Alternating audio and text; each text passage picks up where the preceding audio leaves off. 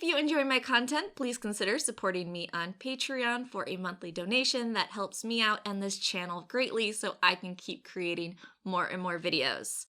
I saw Spider-Man Far From Home. It was aight.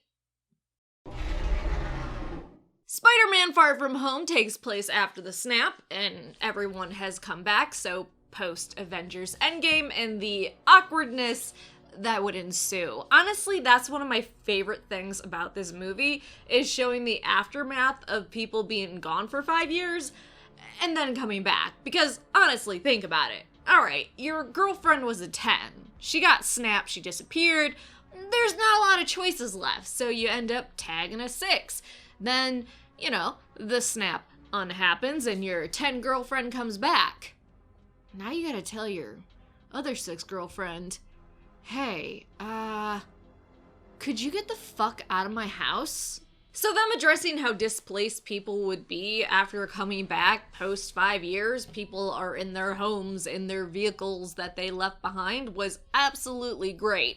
Honestly, I feel like the people that didn't get snapped got the raw end of the deal. Think about it. So you didn't get snapped, you're mourning for all your loved ones, friends that disappeared, you're dealing with the chaos that resulted from 50% of the population disappearing, and then all of a sudden, they reappear.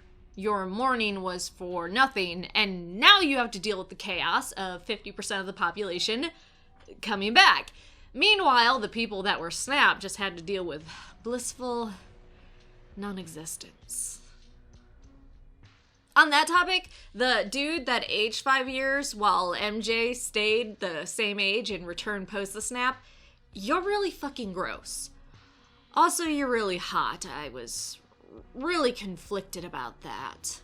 Interestingly, we were given a concrete definition of the terms the snap versus the blip by Kevin Feige. So he shared, "It came pretty fast. We always referred to it as the blip, and then the public started referring to it as the snap. We think it's funny when high school kids just call this horrific, universe-changing event the blip. We narrowed it down to the snap is when everybody disappeared at the end of Infinity War.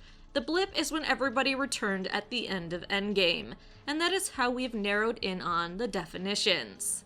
If you're wondering, they also confirmed people that were flying in airplanes or in cars when they were snapped, they just didn't get put back into where they were, so they didn't get replaced into the air where their airplane had been and then they fell to their death to the ground. No, everyone was safely returned to Earth that was snapped, so that's nice. Moving on, I think this film proved once again that the casting for Spider-Man is absolutely perfect.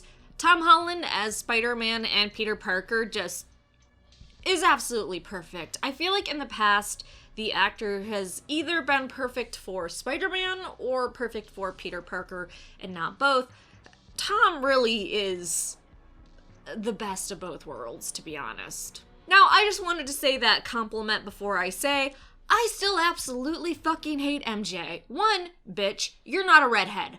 Fuck you, we're 2% of the population, we deserve representation too. 2, I can't stand the I'm so quirky and out there character that you're trying to do. We fucking get it. Have something else going on for you. And while I'm digging my own grave, I also never liked Ned. Come at me. I'm so happy that they revealed that Nick Fury and Agent Hill were actually Skrull shapeshifters, because throughout this film I was thinking, wow, Fury has really lost his touch. And I guess I could sort of buy, oh, he's been gone for 5 years, maybe he hasn't found his footing yet, but it still seemed really off.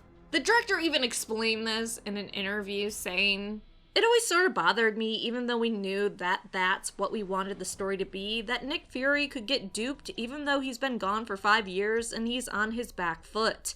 I wanted to come up with one last little reveal that could explain that unanswered question. And when you're making a con man movie, it feels like the right thing to do, to have one last little twist that makes you look at everything slightly differently. I mean, it was always this idea of how are you really going to trick Nick Fury because his superpower is suspicion. He's suspicious of everyone. And then once I saw Captain Marvel, it all sort of clicked. But I didn't want to make that a part of the main body of the story. So it always really made sense as a tag, and you're making a con man movie in a lot of ways. So why not have just that one last little reversal that makes you think about everything differently? If you go back and watch the movie again, now knowing that, there are some fun little nods. For the timeline, if you're curious, they also confirm that the real Nick Fury was at Tony's funeral and that he was replaced afterwards. Also, that Nick Fury is on a Skrull spaceship on a certain mission, but they're not going to reveal to us just yet what that mission is. And actually, they were gonna put a tell letting us know this wasn't the real Nick Fury earlier in the film by having him eat diagonally cut toast diagonally, but then they cut it for whatever reason. By the way, I love Talos. Ben, please keep playing him. It's so good. Mysterio was absolutely amazing. Honestly, I just knew he was gonna be a villain. I mean, we all did, right? Mysterio is a special effects wizard who used his abilities to become a criminal in the comics, so why wouldn't he be a con man or a villain in this movie? But I loved Jake Gyllenhaal so much as Mysterio and that father-son dynamic that I was just hoping the twist was going to be he's not really the bad guy and he's not really the villain, which I know was just such a terribly naive thing to think, but I was hoping against hope. And if you're not familiar with the comics, they actually took a lot from Mysterio in the comics and brought it to life in this movie just amazingly. And why they picked Mysterio and had him be the way he was in the film, the director of this movie said, and also we use the father-son dynamic to make the turn not just an obvious, well, of course he's going to be bad, he's bad in the comics, but also to make it more of a heartbreak. Because even though you know on some level it must be coming, you like that relationship so much that it hurts you when it happens. Yeah, I mean, honestly it did. I enjoyed his portrayal of Mysterio so much and the way he was post the reveal that I was crossing my fingers. That was the twist, so good job, Marvel. Just fucking put that knife in my heart. Thanks. Also, Mysterio did fake his death in the comics, so maybe Mysterio in the MCU isn't actually dead. I mean, he is the master of illusions, right? On Mysterio, though, the illusions he created via the drones were amazing. I love those scenes. I'm the type of person where after a while with action scenes, my eyes start to glaze over and I just don't give a shit. In fact, that did happen in this movie. After a while, I don't really care. And I know there's a big discussion right now about the art of having a battle and making it engaging for the viewer and just not having explosions and jumping around, and it's a very delicate balance. The action scenes when Peter was trying to get through Mysterio's illusions never got tiring for me. In fact, when he escaped it and then later on he was trapped back in them, I was so excited to go through it again. So to me, that is a huge achievement that throughout the entirety of the action illusion scenes, I was 100% engaged. Now, what I'm not sure how I feel about is Spider-Man's identity being known to the general public. I mean, I know how I feel about J. Jonah Jameson being played by J.K. Simmons, Marvel, Disney. You guys are amazing.